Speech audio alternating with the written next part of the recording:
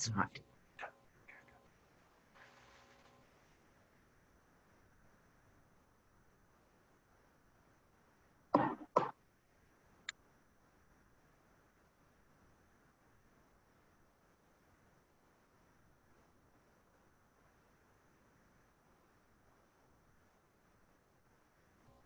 Brad, in case it doesn't switch over, you might have to, Tom, you might have to stop your screen and he might have to pick it up, just to let you know, okay? Okay. I did see a signal that it's now broadcasting to all participants.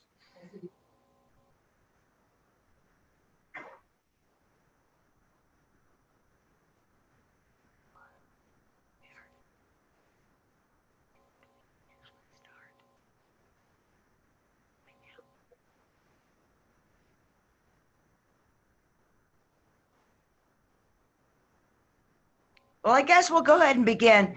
It's after 12 o'clock noon. My name is Susan Fitzsimmons, and I'm the chair of the board of directors of the Western Pennsylvania Conservancy. We thank all of you for taking your time on this Monday to attend our annual meeting. Usually, of course, we're at the barn at Fallingwater. Not this year. This year, our Members' Day is a virtual Members' Day. And once again, we really appreciate your joining us. We will all be back at the barn next year for our annual members meeting. This, in fact, is our members meeting, and we will conduct it as best we can and virtually. And Tom, I'd like to introduce you. Tom Saunders, who's our CEO and president of the Conservancy. And Tom, it's all yours. Thank you very much, Susan. And thank you all for joining us. As Susan says, we wish that we were out at the barn. We always look forward to seeing you there and seeing so many of you in person. So we're glad that we can do an annual meeting still in some way, but we sure miss being out there in person with you. I want to give an overview of projects that we've done over the last year at the Conservancy. And as I do that, I'll include some discussion of what it's been like the last couple of months when we were in the state's red phase and yellow phase. Our work has continued. We worked entirely remotely during that time or out in the field, but we did continue to get work done, including a lot of interesting projects. For us, the biggest change in mid-March was at Fallingwater, where of course we had to actually close the site to the public. So that was a radical change. For the rest of our programs, it wasn't so much a complete closure, it's just figuring out how you do your work differently. And then in the last couple of weeks, as this part of the state has hit the green phase, we have about 30% of our staff back in the office again. And we have opened Fallingwater for outside tours, not the house itself, but for outdoor tours. And had 300 people at Fallingwater, in fact, this weekend for these safe, socially distanced outdoor tours. So I would like to run through a few of the projects that we've done over the last year with your support. In our land conservation work, we've acquired and protected some really beautiful properties. This is a farm that we have acquired for our Farmland Access program. So that's a new program for us in the last couple of years where we've been buying farms and leasing them out to farmers who produce local organic foods into the local Pittsburgh food system. And this is a property that we just closed on in the last 6 weeks called Roughdale Farm. It has this beautiful farmhouse and barn and about 20 acres of land. And so we now are in the process of working on leasing it out to someone for local organic foods. It's located just south of the newsstand exit of the turnpike. And then we've continued to do work out in the Laurel Highlands. This is a 50-acre property that we've protected in the Ligonier Valley and a view out from the property. And then we have done a 20-acre conservation easement over this wonderful property on 4 Mile Run.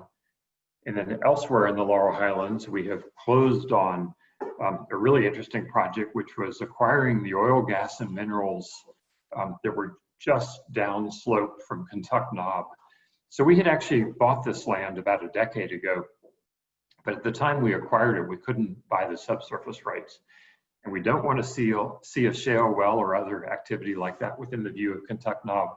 So we went back to that transaction again in the last year and bought the subsurface rights so that we have them protected as well. And then we have continued to do work north of Pittsburgh up in the French Creek watershed. This is a 150-acre property that we've protected along the west branch of French Creek. And then almost right next door to it, we bought this 240-acre property. And so with those, we have brought our west branch French Creek conservation area up to 1,000 acres. And that's now our third largest holding after the Bear Run property around Fallingwater and Bennett Branch Forest. This is now our third biggest property and a place that we hope all of you all will get out and explore. We continue to do donated conservation easement. So this is a property up on the Allegheny River near our big Crawford Reserve easement. And this property, owned by a Pittsburgh family, has been in the same family for 7 generations. It has this beautiful Greek Revival historic house and 300 acres along the Allegheny River. So the owners chose to protect their property permanently from development by donating a conservation easement to us. And we closed on that one a few months ago. We gave a loan to a land trust up in the lake, up in Erie County. And this is for a property that we've protected through this loan from this revolving fund. It's a magnificent property. It's the kind of place that's tucked away up in Erie County that you really have to get into sort of the remote parts of that county to see and appreciate. And then we have continued to do land protection in an area we're always interested in, which is the Sidling Hill Creek area in Bedford County. It is down close to the Maryland line. And in that area, we protected this 50-acre property and then also added this 15-acre property. So we're gradually building up our Sidling Hill Creek Reserve in that area. And then last, Michael Knoop on our land protection staff has done 2 wonderful properties out in Center County, just south of State College. So these are in the Penns Creek area. And here we did a 265-acre acquisition, but we also did a 1,200-acre conservation easement, which we purchased. And so we've, with those 2 acquisitions, protected most of this dramatic landscape that you see here and added the acquisition to the state forest. That's a close-up of that property. And then our stewardship staff has continued to work on the properties that we already own. So this is Bennett Branch Forest up near Benezet. And here we've continued to improve trails. We've added a parking area, which you can see under the snow off to the right in this image from last winter. New signage like you see off to the left, educational signs along the trails. And then here at Tom's Run, closer to Pittsburgh, this is up 65, almost to Swickley. We have added this, this parking lot, which allows about a dozen cars, but also allows several buses to park there so that we can have this property as one for school children to see. And then we have been working with volunteers and our own staff on building a 2-mile trail loop there, which we have just completed. We're still putting finishing touches on. And while our staff has done a lot of that work, we've also done a lot of it with volunteers like this group, and we really appreciate that. Our stewardship staff also has done a lot of major cleanup projects. This is up at Lake Pleasant, and we wish we didn't have to do projects like this, but in addition to doing simpler things like, well, it's not really simpler, but in addition to doing things like invasives removal or projects you'd expect like trail building, sometimes we have to get debris out at a large scale, and that's what you're seeing in this project in our Lake Pleasant conservation area. We also have continued to plant trees in our properties, and we've done that in this, as you're seeing in this image, with students who volunteer. This is up at Conneaut Marsh. And then we finished building our Josh Wetzel Memorial Trail, which is out in Confluence, and it's a gorgeous steep trail up to a view so that as people bike along the Great Allegheny Passage, they can stop and they can go up to the top of this new trail we built, check out the view, and you look down on the very first segment of the Great Allegheny Passage that was ever protected, which we did back under Josh Wetzel's leadership. So our watershed staff has continued to do great projects also. They never really slowed down. When we were in the red phase and the green phase, they did work remotely for a while, and then as weather got warmer, they continued their work out in the field. So this is the 10th year of our canoe access fund and project that we do. And so we've done a number of new canoe accesses like this one along the Conemaugh. Put my reading glasses on so I can see my notes. We have done culvert assessments of 185 different culverts that we ranked to see how much they needed to have work done to remove them or change or remediate them so that the water flow would work better through the culverts and aquatic life could pass through better. And here's a project in the works. You can tell this is during the red or the yellow phase, and people didn't have daycare, and we had lots of young helpers with us on our projects during March and April. Our watershed staff has continued to do riparian plantings. So I'll just show a number of these different images around different parts of the region where we're planting trees. And we end up with situations like this one, where by the time we have tree plantings, then we have much better vegetation along the streams, and we reduce nutrient runoff and improve the ecological situation along the stream. We've continued with hellbender surveys. We've done hellbender surveys in the Yacht where we are here, and in 18 new streams for us. And then we've done mussel surveys at 34 sites over the last year between our watershed staff and our heritage staff. So our heritage staff has been busy also, much like the watershed staff. They, during the first part of the red phase and the yellow phase, temperatures were still cold then, people were mostly working at home, and then as things got warmer, as we got into the spring, they began to work out in the field. So this is a project that we told you about before at our last annual meeting, the big 18,000 acre property that we protected up in McKean County, where our heritage staff has done an assessment of the whole thing to determine what threatened and rare species are on it and what can be done to protect those rare communities. And then in addition to looking at places like that to assess them, we've looked at specific species, plants like this one. This is Marshallia that grows along the scour zone at the edge of the Youghiogheny River. So we'll look at specific species like these. This is Marshallia too, to determine whether they're healthy or declining and what we need to do about them. And then we also look at, we've looked at bird species and others. This is the Swainson's thrush, which we're nanotagging so that they're fitted with these little transistors and we can track their movements and migrations. And then examples of other species that we've studied over the last year are buffalo moths, which had not been seen for 50 years in Pennsylvania until our heritage staff person, Pete Woods, found them during this study. And this butterfly species called the frosted elfin. So in addition to specific studies like that, our heritage staff also has done a lot of collaborative efforts. This is the Pennsylvania Plant Conservation Network, where they are working with other organizations essentially on stewardship of our rare native plants across Pennsylvania. So turning to other programs, our Gardens and Green Space program was busy all through the year. And then once we began to have to do remote work in March and April, they too continued to work mostly in the field, socially distanced and safe, but never slowed down.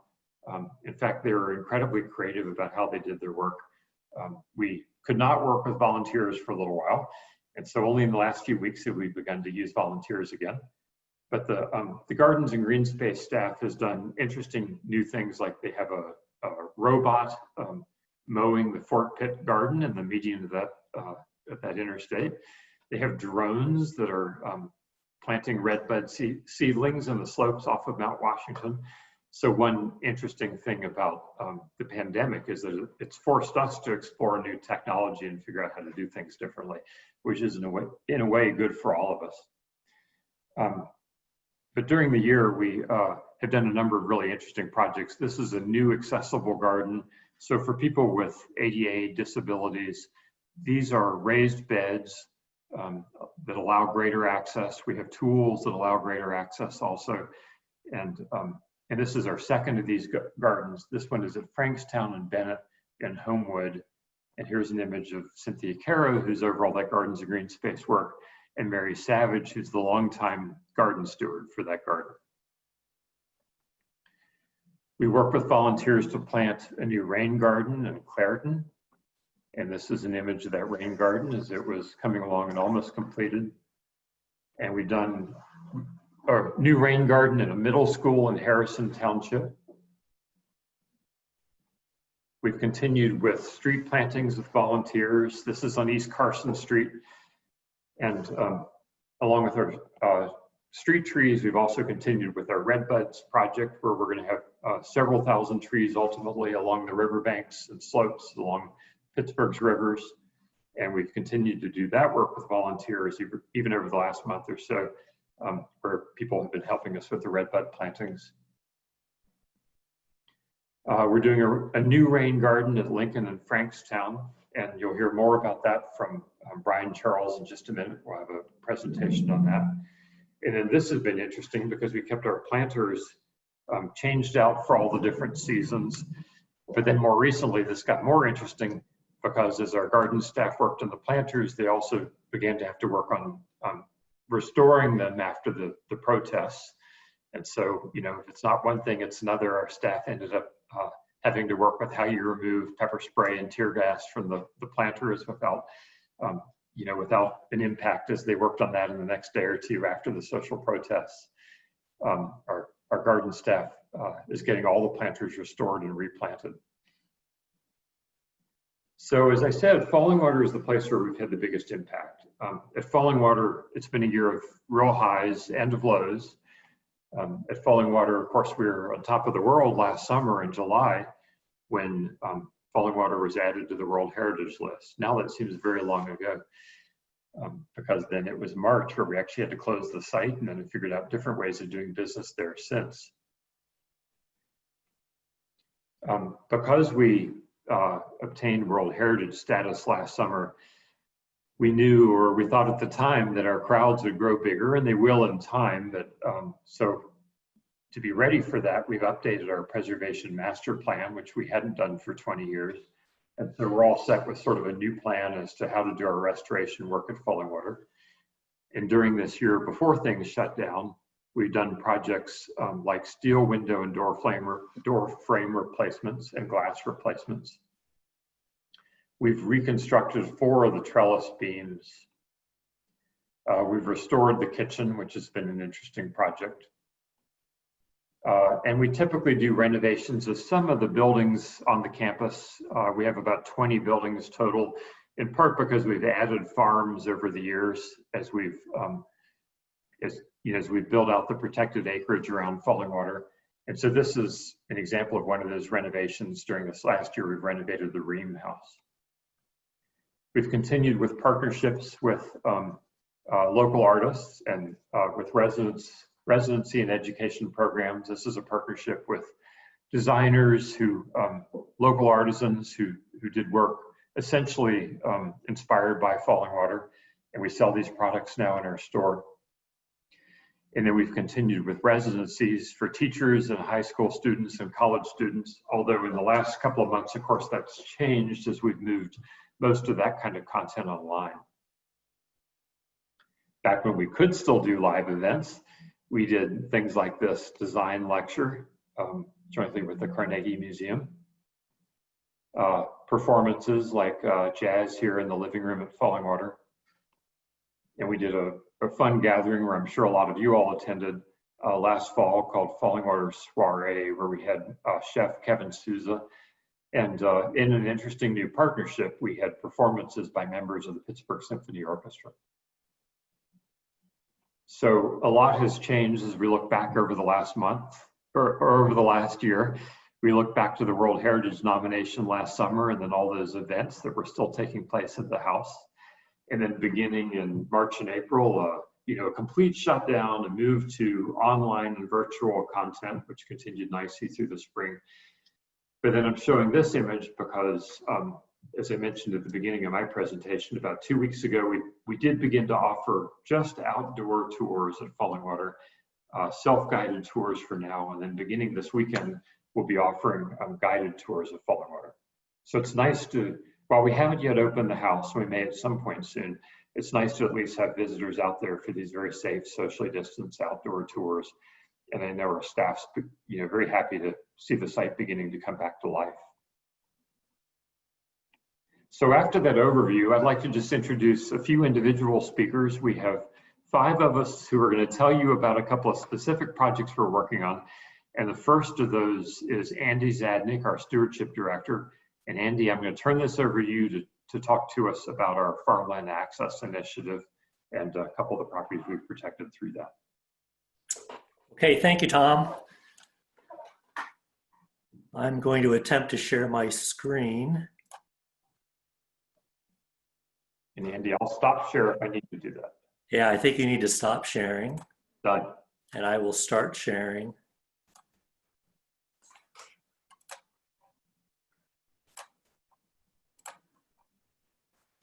Okay, that looks okay to me. So thank you. As Tom said, I'm Andy Zadnik. I'm the Director of Land Stewardship here at the Conservancy. And as Tom noted, of course, the Conservancy has protected farmland for many, many years, since at least the late 1970s. Many of our earliest conservation easements in the Ligonier Valley allow agriculture, even if such use or such activity isn't necessarily encouraged by the easement document. The formal initiative I'm going to describe was launched in 2017 and now includes 3 farm properties. The first is Plain Grove Fens, actually Plain Grove Fens Natural Area. It's in eastern Lawrence County, right off the Slippery Rock exit. For those of you who are familiar with Wolf Creek Narrows, and hopefully you've all been there to see the wildflowers, it's off the same exit, you just head in the other direction. Plain Grove was acquired actually in 1987 and consists of almost 400 acres of forest and fields. The property contains important vernal pools and wetlands and supports some rare species and has been managed primarily as a natural area. In this slide here, I've called out some of the restoration work and enhancement work that we've done over the last several years at least. Plain Grove Fens is open to the public, and over on the western side of the property is a small parking area, and we have a designated trail that runs along the edge of the fields and to get into the core of the property. Plain Grove also has a history of agricultural use, and we currently lease about 57 acres, 2 barns, and a house to Fallen Aspen Farm. And Fallen Aspen produces beef and pork for local restaurants and farmers markets.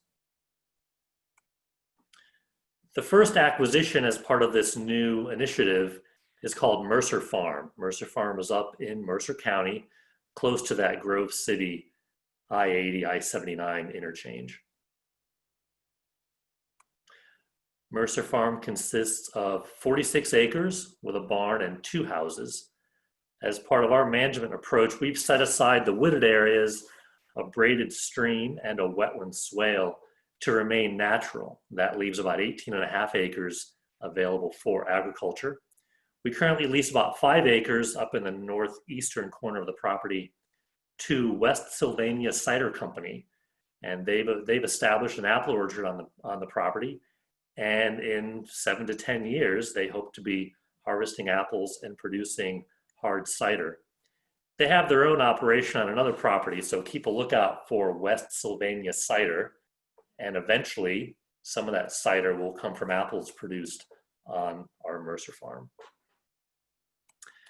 The remaining fields we hope to lease very, very soon. This is a shot of some of the upper fields on that property.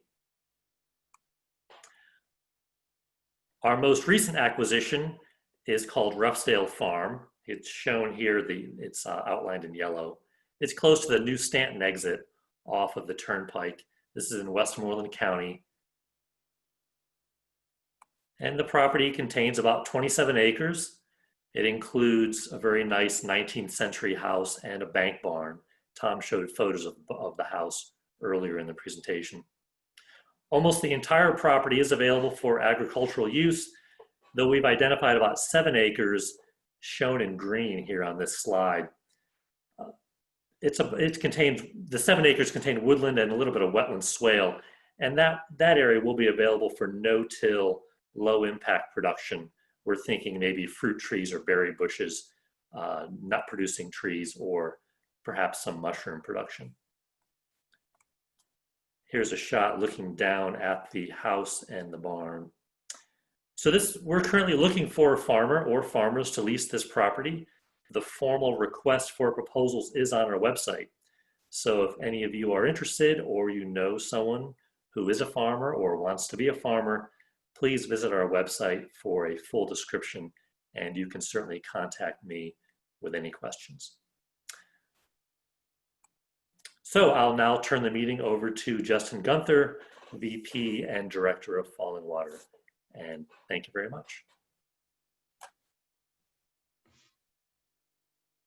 All right, hello everyone.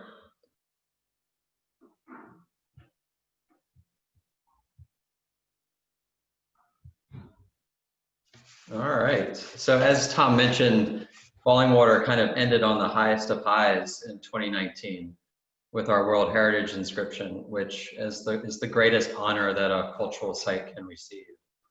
And here we are in the Senate chamber with Senator Stefano last October, receiving a joint resolution from the General Assembly in recognition of that honor. And the state of Pennsylvania also recognized the importance of that honor even further, because the Pennsylvania State Tourism Office came out to Fallingwater at the end of last year to film a commercial segment for the state's 2020 tourism campaign.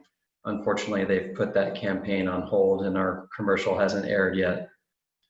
And on site, before we opened for the season in March, we scrambled to get everything ready, anticipating the highest visitation year ever because of our new inscription welcoming international visitors. And we installed this new ground medallion in the sidewalk leading up to the visitor center so that every visitor that wasn't aware would know that they were stepping across grounds onto a World Heritage site. And I went on the road to promote the designation and also to speak to people about the upcoming large-scale preservation work that we had slated. I went to places like DC, Chicago, and Florida. And then we opened the site in March, and we were open for just a week, and then the pandemic hit. And we had to close the site and cancel all future events. And over the past 3 months, we've been scenario planning on how to manage the closure, on how to keep everyone safe and secure, and more recently about how to reopen the site to visitors. And Colano Design has provided invaluable help with this process, developing a signage and wayfinding system for us on Fallingwater to communicate effectively all of the safety protocol when you come to visit.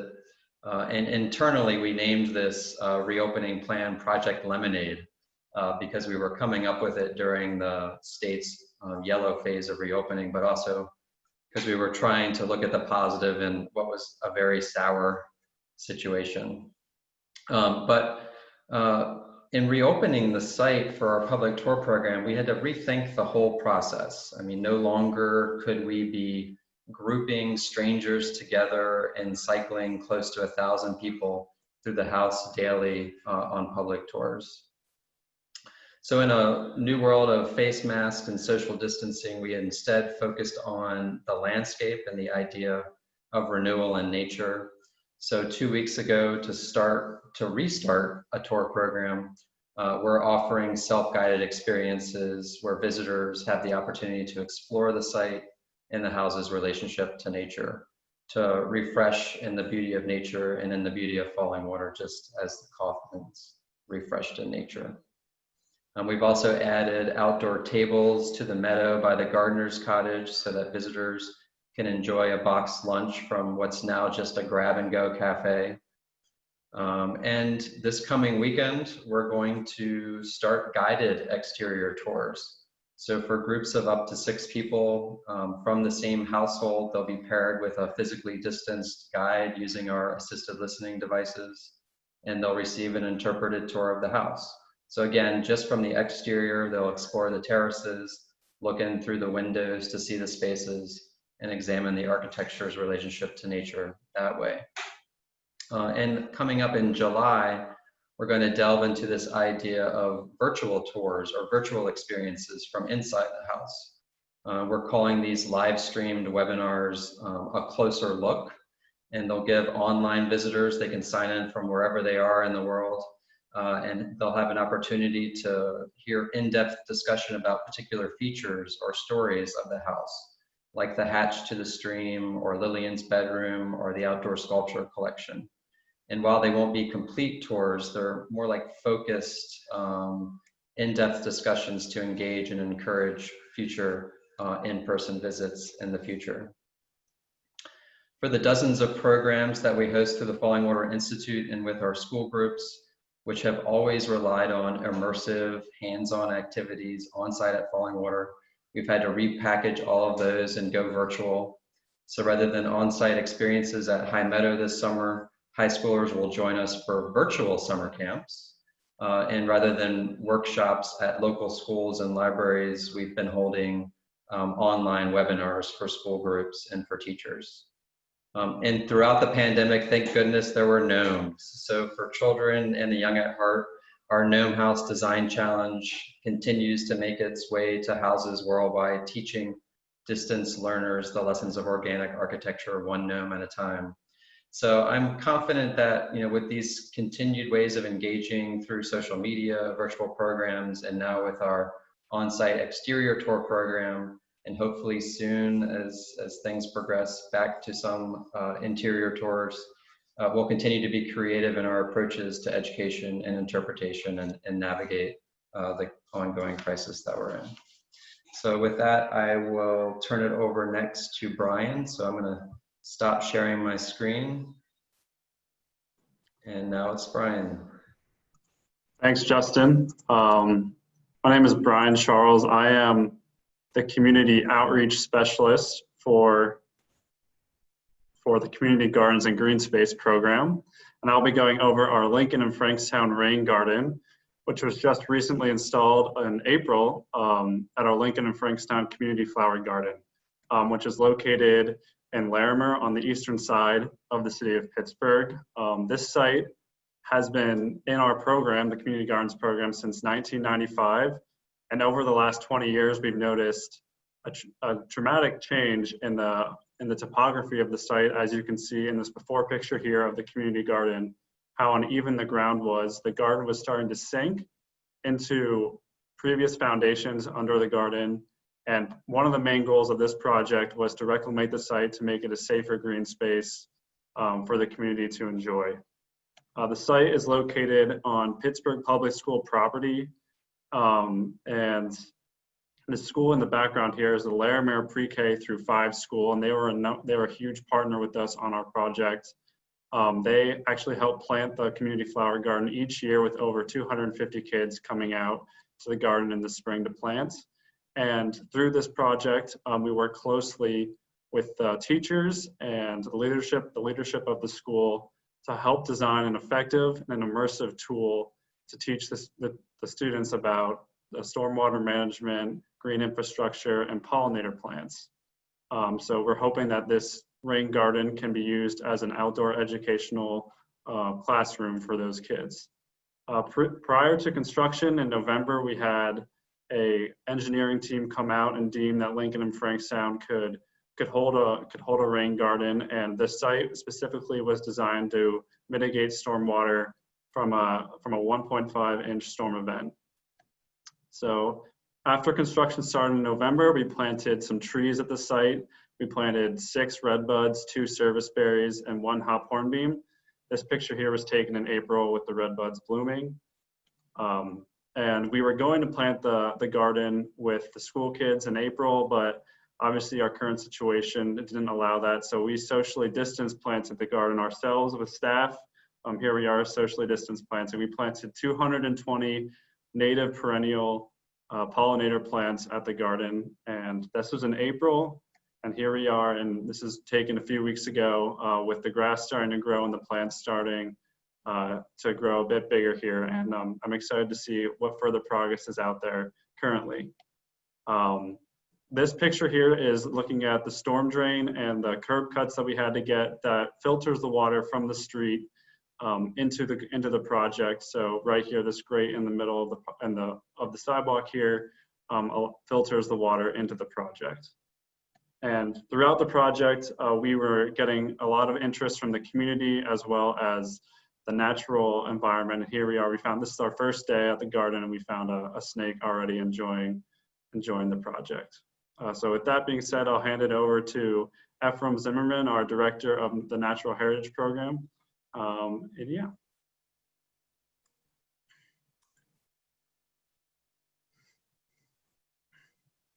Thanks, Brian. I'm Ephraim Zimmerman, and I'm the Natural Heritage Program Science Director. And I'll share my screen where I'll be talking about the work our program completed at the Flight 93 Memorial in Somerset County this past year. Looks like I'm up and at it. This past year, WPC's Heritage Program completed a natural resources conservation assessment, an NRCA, for the Flight 93 National Memorial in collaboration with the National Park Service. And this work was done in collaboration with the NPS, led by Marianne Ferretti, Adam Natkovich, and myself. Flight 93 Memorial, as you know, marks the crash location of United Airlines Flight 93 on September 11th, 2001. It's a little over 2,000 acres located near Shanksville, and it was formally established as a national memorial in 2011. The purpose of the NRCA is to provide park leaders and resource managers with information on resource conditions to support near-term planning and management, long-term strategic planning, and effective science communication to decision makers and to the public. NRCAs are largely distillations of existing scientific investigations for properties that the parks manage. And they've been developed for most of the national parks containing significant ecological resources. Because of our history with the site and our knowledge of the region's flora, fauna, and natural communities, we were asked to develop the NRCA for Flight 93. The memorial is a unique park in that much of the area is managed to honor the passengers and crew of Flight 93. The area has a long history of human impacts, as it was formerly an open pit coal mine, and thus the park differs from most of the lands managed by the National Park Service. And there are significant management challenges. It was not created to conserve an area of high ecological value. There's little high quality forest habitat on the property. However, significant efforts there have taken place over the years recently to remediate the impacts of coal mining and manage the existing conservation values. For example, acid mine discharge has been actively remediated, and reclaimed strip mines are being managed to provide habitat for grassland birds. With the help of both the Flight 93 staff and National Park Service staff, resources of greatest importance to Flight 93 were selected for inclusion and evaluation in the NRCA. They included air quality, night sky and acoustic quality, stream and water quality, biological quality, including birds, pollinators, mammals, herps, and fish, and ecological quality, most notably the natural communities that we mapped, and significant cultural communities as well. We used a combination of regional data that existed for the area and studies from nearby sites, along with some data that we collected ourselves to determine the condition and trends of each natural resource. The field work that we did conduct out there was to assess condition and composition of habitat, assess plant communities and populations of grassland bird species. The property is actually known to support several bird species of greatest conservation need, specifically focusing living in the grasslands that were former strip mines. All of the available data were combined for each indicator to establish a baseline reference and current conditions and status. So good, moderate, and significant concerns. These data were used to determine the trend and conditions, whether or not they're improving or unchanging or potentially declining over time, and confidence in that. These trends and confidence scores are then used for management purposes and communication purposes and are available online. We put this into an interesting format for the park, and these status and trend graphics are used to communicate the resource condition across all of the national park units. So it put it into a format that was very familiar for the National Park Service. This project was really only a minor part of the work that the Natural Heritage Program did over the year, but it shows that we were part of this collaborative effort, and it was an opportunity to highlight our expertise and the relationship that we have with the NPS and conservation partners in Somerset County. We very much enjoyed participating in these collaborative efforts and look to continue them in the future. With that, I'll turn it over to Jennifer Chrisman, who will be speaking about the watershed and conservation efforts. Good afternoon, everybody.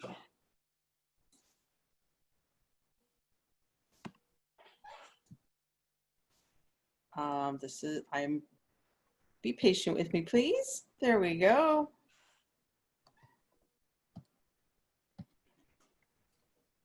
Sometimes you practice and sometimes it works for you. So I'm just going to spend a couple minutes here this afternoon updating you on an AMD project that we did up on our Bennett Branch Forest in Elk County. This beautiful vista was taken from a drone above our Bennett Branch property in Elk County. Unfortunately, it was necessary to turn this little green valley into a highly constructed environment because of some abandoned mine drainage that you can't see from this picture. This is what that valley looked like in the early 1900s. This area was deep mined as well as strip mined up until the early 1970s. Our goal in managing this property is to demonstrate best management practices, and funded by state and federal grants and some extra valuable private dollars that came in at the end, this nearly $1 million project treats 2 different drainages and is the largest, most expensive undertaken by WPC's Watershed Conservation Program. Our project design engineers for this project were Head and Environmental out of Pittsburgh, and they designed 2 passive treatment systems that allow mine drainage water to sit in contact with limestone for approximately 12 hours. While sitting in contact with the limestone, the water's pH increases. That allows the metal contaminant, in this case, which is aluminum, to precipitate out of the water column and eliminate its toxicity to aquatic organisms. There are 2 different systems depicted on this drawing, the upper and the lower. Our lower K1 system required 2 ponds due to the high volume of water from that abandoned mine. This is the upper excavated K2 basin ready for limestone to be placed in it. And this is what that basin looks like, filled with limestone. After sitting in contact with the limestone, in the passive treatment basin, the water then flows to the settling pond here in the middle of this picture, and then on to the 2-cell wetland you see on the left for final finishing. After extensive excavation, this is the lower K1 discharge flowing out of the actual former mine entrance. Nobody had seen that hole in years. An 18-inch pipe was inserted into the old mine entrance. Then the entrance and the pipe were backfilled, and the area was regraded, and an agri-drain flow box was installed to allow us to control water flow. This is a view of the primary construction site right at the completion, showing both systems. The upper K2 system was turned on in March and is functioning even better than we anticipated. The lower K1 system, here at the bottom of the screen, will be turned on later this fall after the Bureau of Abandoned Mine Reclamation completes their land reclamation portion of the project. With that, I'll turn it over to Liz Cuthbert, our Vice President and Chief Financial Officer, to deliver the Treasurer's Report.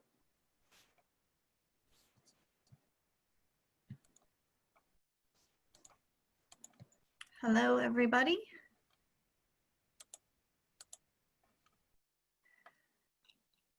Thank you. As Jennifer mentioned, my name is Liz Cuthbert, and I am the Vice President of Finance Administration and the Chief Financial Officer at the Conservancy. This year, we're going to do the Treasurer's Report slightly differently. We're going to talk about 2019, and then we'll dive into 2020 for a few minutes. During 2019, we had total revenues of about $25.7 million. When we compare the categories to 2018, we see a slow and steady increase throughout the contributions, grants, and membership, and earned income categories. Fallingwater, visitation, and sales in the gift shop also remained strong during 2019. So what does this chart tell us? Here we see only good things. We have a nice diversified revenue stream that doesn't have over-reliance on any one source. Our program staff continues to write successful grant proposals for projects, and Fallingwater continued to show its strength and success, especially with the World Heritage designation. Our expenses were about $23.8 million, which is slightly down from 2018 due to a large pass-through grant that we had received in 2018. When we look at this chart, we can see that out of every dollar the Conservancy receives, 82 cents of that goes back into our programs. But the question is, did we spend those dollars wisely? As you've just heard about our rain gardens, Flight 93 Memorial Assessment, land projects, mine drainage projects, and the Fallingwater World Heritage projects, I hope that you are saying, yes, my contributions are being put to good work. I am happy to report that for our 2019 audit, we received a clean opinion with no findings or question costs on our compliance audit, and no management letter from our auditors with suggestions for improvement. We had an operating surplus at December 31st of approximately $1.4 million, which is mostly related to Fallingwater, as the rest of our programs are designed to break even at the end of the year. We also reported total net assets of $103 million at December 31st, which includes all of our accumulated land conservation and Fallingwater.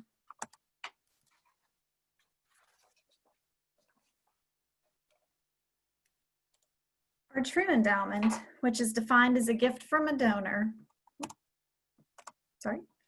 in which the original gift must be maintained in perpetuity, is about $14.6 million.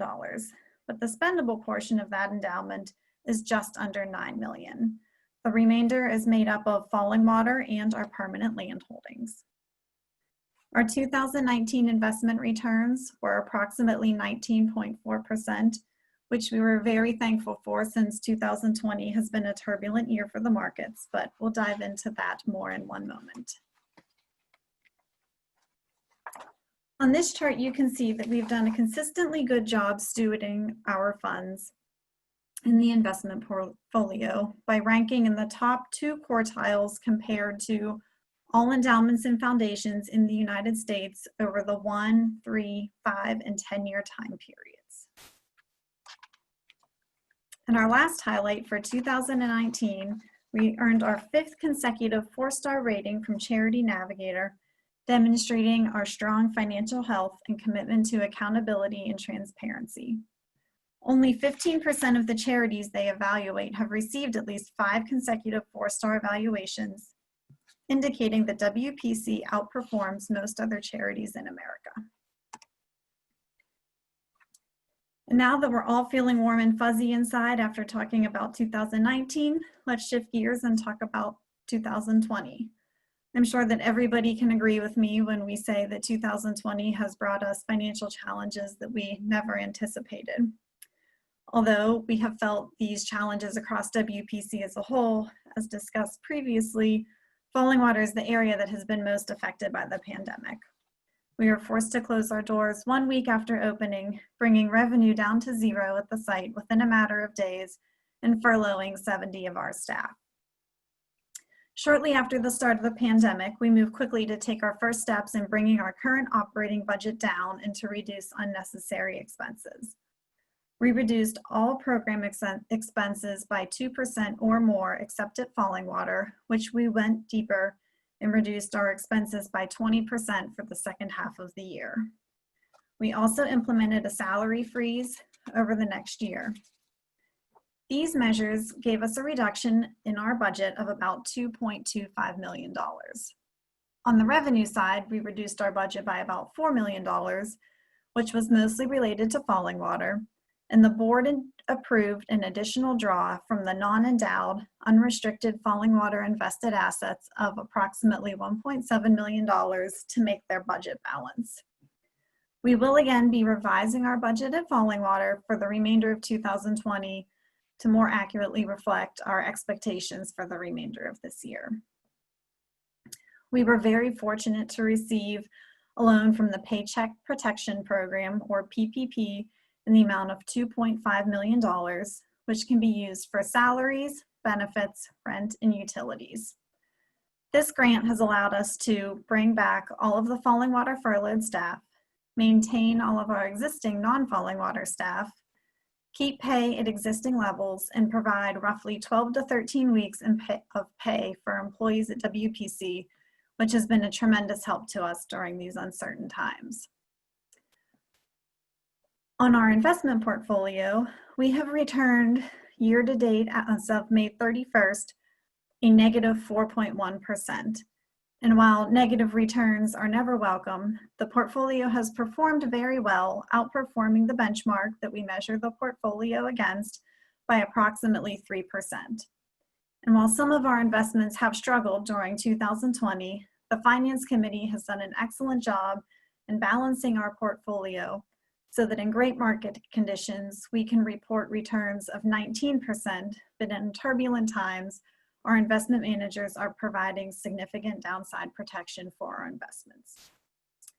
That concludes the Treasurer's report for 2019 and a brief recap of 2020.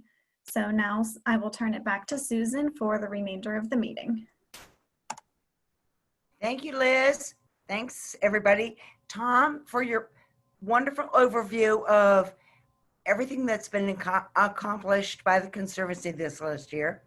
Andy for the Farm Project, Justin, Fallingwater, and Brian, the Rain Gardens, Ephraim, Flight 93, and Jennifer, Watershed Conservation. And thanks, Liz, for winding it all up with the budget report. All in all, the budget report is pretty darn good. I'm sure you members all agree with me that the Conservancy, Western Pennsylvania Conservancy staff is without a doubt one of the most hardworking, creative group of people who've remained nimble in what has been a very, very challenging situation. Thanks everybody for your incredible work. Much appreciated. And thank all of you members for joining us. I really appreciate it. At this time, I need to share with you the report that this meeting was on notice, quorum is present, and the minutes of our last meeting, which was just a little over a year ago at the barn at Fallingwater. Notice of this particular meeting was sent by postcard and emailed to all of you in May of this year, this past year, of this year. This is according to our bylaws that we make this notification. The bylaws state that 21 members are entitled to vote, and they must be present at this annual meeting to constitute quorum. And there is a quorum present. So the purpose of this meeting is to elect the directors of the Western Pennsylvania Conservancy, to transact any and all business that might be brought before this meeting. And on the behalf of our board secretary, Deborah Dermody, I want to summarize, and it's a brief summary from our last year's 2019 annual meeting. The 2019 annual meeting of members was held at the barn. Oh, remember that? There was even food at the Barns and Nature Reserve on May 4th of last year. The members elected directors to the board. CFO Connie Eads provided the financial report for the year, and our CEO and president, Tom Saunders, provided our overview of the full year's activities. In addition, just like this year, several of our staff, the Conservancy staff, reported on specific highlights and programs and activities that happened during 2019. Next, I would like to provide a report from the nominating committee. Members of the Conservancy nominating committee are Deborah Dermody, Carolyn Rizza, and me, Susan Fitzsimmons. In the bylaws of our organization, the committee is charged with nominating for directors who will be reelected or elected to the board of directors. This year, because it's been so challenging to maintain, it didn't seem like we wanted to open invitations to a lot of people to join when we were all trying to just keep alive, right? During this pandemic. So the nominating committee that has met, and they have considered the following candidates for the board, and they wish to nominate the following directors for re-election into the class of 2023. Those members are Barbara Bott, Mike Boyle, Denny Fredericks, Carol Glasser, Steve Gwynn, Rob McDowell, Paul Mooney, Dan Neidick, Steve Robinson, Alex Spire, Bill Stout, and Megan Turnbull. They will all be serving, when elected, will be serving a term that lasts for 3 years. And the bios for those folks who are being recommended for election are available on the Conservancy website. Does anybody have a motion to elect the slate of directors? So moved. And a second? I'll second that. Thank you very, very much. The motion has been made that the report of the nominating committee be accepted and that the nominees be elected to the board of directors of Western Pennsylvania Conservancy. They'll be serving again, I will say, a 3-year term. We're now going to ask for an electronic voting on the slate of officers as presented. So we'll give you a moment. We have 1, 2, 3, 4, 5, 6. All of those, we're just gonna let it go for a couple of minutes and see what you folks have to say about re-electing the board of directors.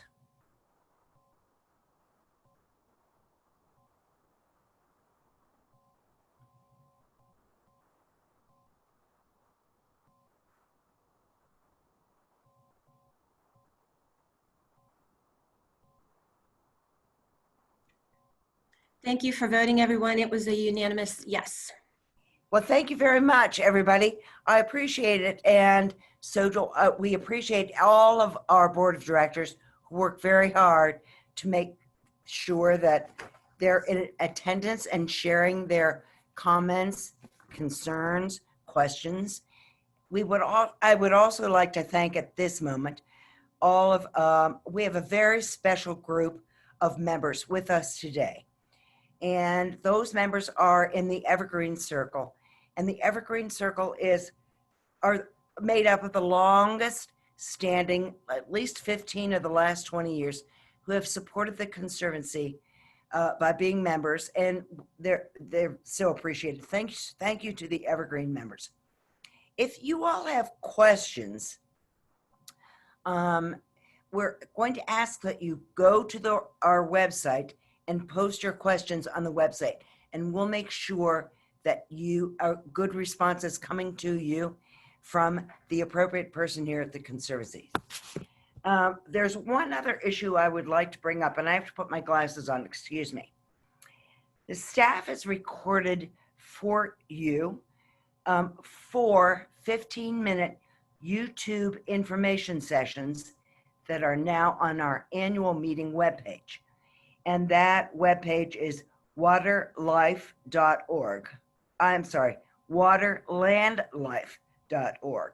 And then / ANNUALMTG 20, the number 20.